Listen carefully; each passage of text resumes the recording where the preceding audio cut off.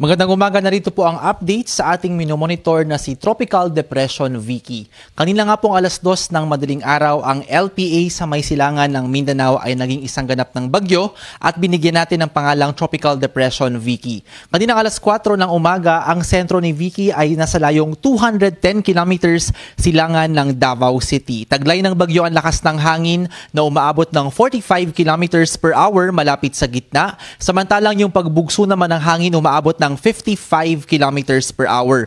Kumikilos pa kanluran, hilagang kanluran ang bagyo sa bilis na 15 kilometers per hour. Makikita natin sa ating satellite animation yung makapal na kaulapan nitong bagyo na nakakaapekto na po at nagdulot ng mga pag-ulan dyan sa malaking bahagi ng Mindanao at sa ilang bahagi ng Visayas. Maliban po sa bagyo, wala pa naman tayo ibang namomonitor na sama ng panahon na posibleng makaapekto sa atin in the next 3 to 5 days. At maliban po sa ating minomonitor na bagyo, may dalawa pang weather systems na magdudulot din ng mga pag-ulan sa iba pang bahagi ng ating bansa. Una po, yung tail end ng frontal system, yung pagsasalubong po yan ng mainit na hangin galing sa dagat Pasipiko at yung malamig na hangin ng amihan. Magpaulan dyan sa ilang bahagi po ng Southern Luzon at ng Visayas. Samantalang yung malakas na hanging amihan na magdudulot din po ng mga pag-ulan sa malaking bahagi ng Eastern Luzon.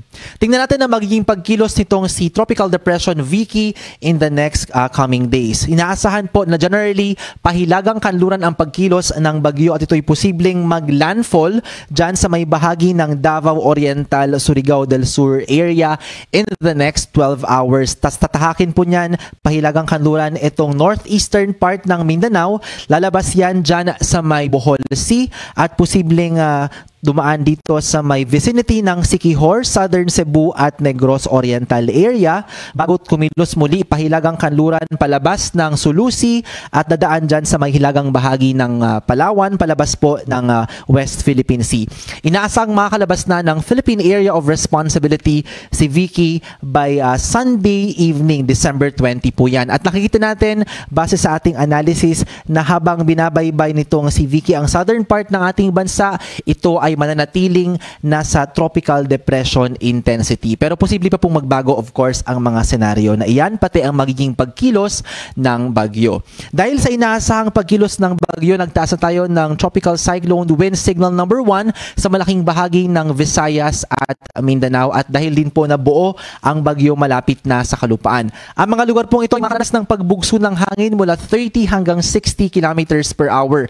Nakataas ang signal number 1 sa Davao Oriental, Davao de Oro, Davao del Norte, Davao City, Davao del Sur, dyan po sa Caraga Region, sa Dinagat Island, Surigao del Norte, Surigao del Sur, Agusan del Norte at Agusan del Sur. Dito po sa Northern Mindanao, kasama dyan ang mga probinsya ng Camiguin, Misamis Oriental, Misamis Occidental, Lanao del Norte at Bukidnon. Pati rin po dito sa may Lanao del Sur, North Cotabato, Cotabato City, sa northern portion ng Maguindanao, sa mga bayan po ng Kabuntalan, Northern Kabuntalan, Sultan Kudarat, Sultan Mastura, Parang, Barira, Matanog at Buldon, pati sa northern portion ng Zamboanga del Sur sa Pagadian City, Midsalip, Labangan, Tukuran, Aurora, Tambulig, Josefina, Molave, Ramon Magsaysay, Suminot, Mahayag at Dumingag, pati rin po sa northern portion ng Zamboanga del Norte sa Siayan, Sindangan, Bakungan, Jose Dalman, Manukan, President Manuel A. Rojas, Sergio Osmeña Sr., Katipunan, Dipolog City, Polanco, Pinyan, Mutya, La Libertad, Dapitan City, Sibutad at Rizal. Pati rin po dito sa may southern portion ng Leyte Province, kasama dyan ang Baybay City, Javier, Abuyog, Mahaplag, Inupacan, Hindang, Hilongos, Bato, Matalom, Palumpon, Merida at Isabel. Dyan din po sa central and southern portions ng Cebu, kasama na ang Camotes Islands, kasama dyan ang mga bayan ng Borbon, Tabuelan, Tuburan, Sogod, Katmon, Carmen, Asturias, Danao City, Compostela, Liloan, Consolacion, Mandaue City, Lapu-Lapu City, Cordoba, Balamban, Cebu City, Talisay City, Toledo City, Minglanilla, Naga City, Pinamungahan, San Fernando, Aloginsan, Karkar, Barile, Sibonga, Dumanhog, Ronda, Alcantara, Moalboal, Argao, Dalaguete, Badian, Alegria, Alcoy, Bolhoon, Oslob, Malabuyok, Ginatilan, Sambuan at Santander. Pati rin po sa may Southern Leyte, Bohol, Siquijor, Negros Oriental, Negros Occidental, Guimaras, southern portion ng Antique sa mga bayan po ng Valderrama, San Remigio, Sibalom, Hamtic, Tobias Fornier, Aninii, Bugasong, Lawaan, Patnongon, San Jose at Belison. At sa central and southern portions ng Iloilo sa Ahoy, Barotac Viejo, San Enrique, San Rafael, Pasig City, Bingawan, Kalinog, Lambunao, Haniway, Banate, Anilao, Dingle, Dueñas, Badiangan, Barotac Nuevo, Zaraga, Pototan, Dumangas, Mina, New Lucena, Santa Barbara, Leganes, Iloilo City, Pavia, Kabatuan, Maasin, Alimudian, San Miguel, Leon, Oton, Tigbawan, Tubungan, Gimbal, Igbaras, Miagao at San Joaquin. At pati rin po sa Cacuyo at Cagayancillo Islands, parte po yan ng ang probinsya ng Palawan. Para naman sa maging kalagayan ng panahon, sa mga lugar po nakataas ang signal number 1, makakaranas po ng maulan na panahon na may mga pagbugso ng hangin. So generally, malaking bahagi po ng Mindanao, Caraga, Northern Mindanao, Davao Region, ilang bahagi po ng BIRMM at ng North Cotabato at northern part ng Zamboanga Peninsula, pati po sa Western and Central Visayas. Sa remaining parts naman ng Visayas and Mindanao, makakaranas pa rin po ng maulap na kalangitan na may mga kalat-kalat na mga pag-ulan at pagkidlat, pagkulog. Dito po sa mga lugar ng Visayas at Mindanao, mataas po ang banta ng mga pagbaha kasama ang flash floods, pagguho ng lupa, pati rin po yung mud flow. At ang ating pong padala sa ating mga kababayan dyan sa Mindanao, dahil nga po mahina ang bagyo, yung pag-ulan po ang ating babantayan. So makipag-ugnayan po tayo sa ating mga local DRRM offices kung kinakailangan pong lumikas, especially kung ang inyong tirahan po ay nasa tabing sapa, tabing ilog, sa dilisdis po ng kabundukan at pati po sa ibang areas na high risk sa mga pagbaha at pagguho ng lupa, pati din po sa may Visayas area. Sa may Luzon naman, dahil sa epekto ng tail end ng frontal system, ang Bicol region, pati rin po ang ilang bahagi ng Mimaropa sa Mindoro provinces, Marinduque at Romblon, makakaranas po ng kalat-kalat na mga pag-ulan at pagkidlat at pagkulog. Samantalang malaking bahagi ng eastern Luzon, kasama po dyan ang mainland Cagayan Valley, itong Apayao, Kalinga, Mountain Province, Ifugao, Benguet, Aurora at itong malaking bahagi ng Quezon, makakaranas po ng maulap na kalangitan na may mga pag-ulan dulot po ng malakas na hanging amihan. Ang mga lugar pong ito, kasama yung areas affected ng tail end ng frontal system, posible rin pong makaranas ng mga biglaang pagbaha at pagguho ng lupa dahil sa mga pag-ulan. Kaya iba yung pag-iingat din po ang ating paalala, especially dito sa may bahagi ng Cagayan Valley area. Ilang araw na rin po naglalabas ng heavy rainfall warning ang ating regional office dyan sa Tuguegarao.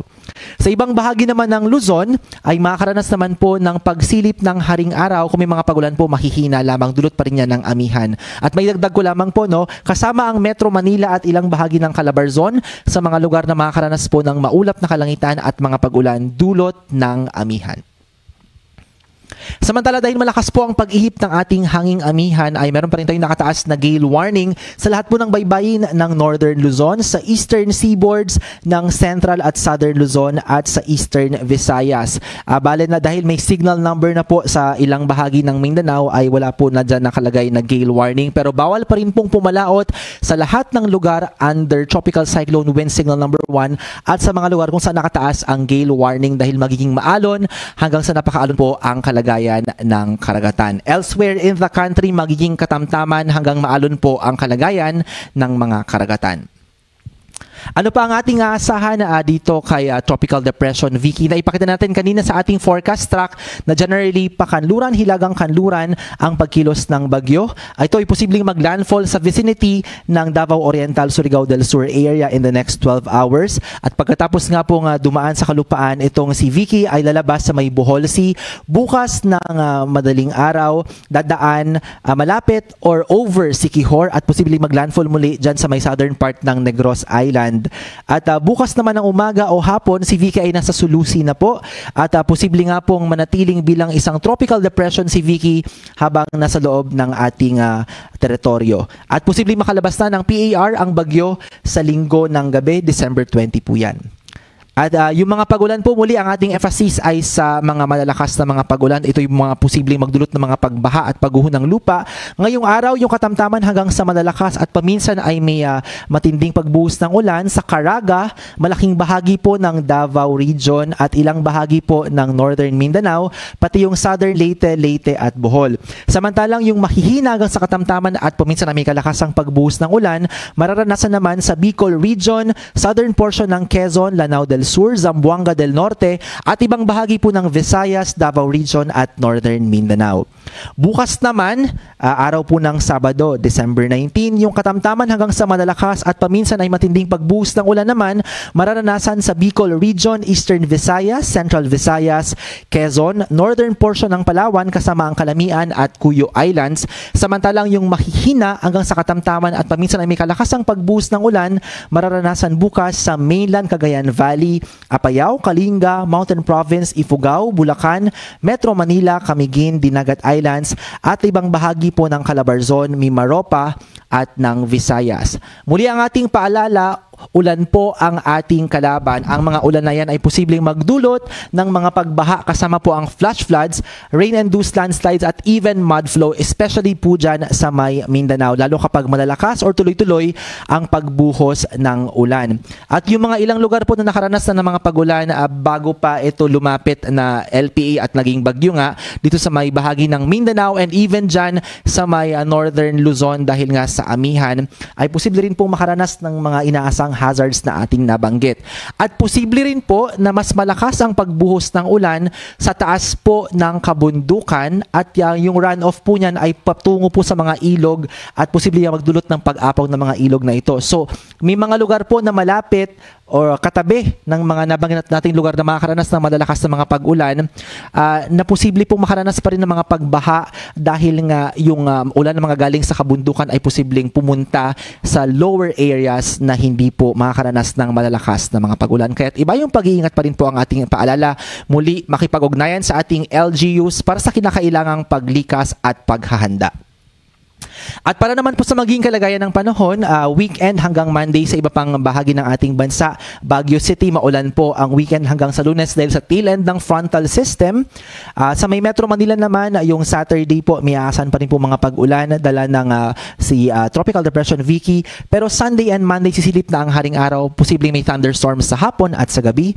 Sa Legazpi City, maulan pa rin po araw ng Sabado. Sunday and Monday ay meron pong aasahang pagsilip ng haring araw, posible lang yung thunderstorms sa hapon at sa gabi. Sa Metro Cebu, dahil medyo malapit doon bukas itong bagyo, may rains with gusty winds. May pagulan po na may kasamang pagbugso ng hangin. Pero Sunday and Monday, mag-i-improve na ang weather conditions. Sa hapon at sa gabi, posible yung mga localized thunderstorms. And sa Davao City, Saturday hanggang Monday, may posible lamang po ng mga thunderstorms pero sisili po ang haring araw.